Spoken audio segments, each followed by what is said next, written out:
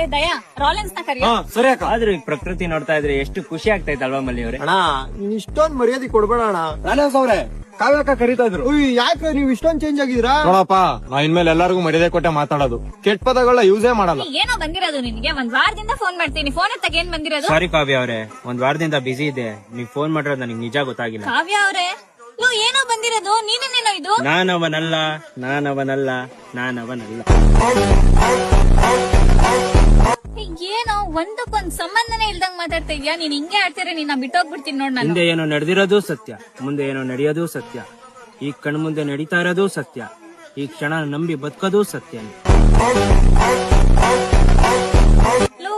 ಏನೋ ಗೊತ್ತಿಲ್ದಿರೋ ತರ ಮಾತಾಡ್ತಾ ಇದೆಯಲ್ಲೋ. ಎಲ್ಲ ಗೊತ್ತು ಅಂದವನ್ಗೆ ಏನು ಗೊತ್ತಿರಲ್ಲ, ಏನು ಗೊತ್ತಿಲ್ಲ ಅಂದವನ್ಗೆ ಎಲ್ಲ ಗೊತ್ತಿರುತ್ತೆ. ಇದು ನಿನಗೆ ಗೊತ್ತಾಯ್ತಾ? ಕಾವ್ಯ ಚೆನ್ನಾಗಿದ್ಯಾ?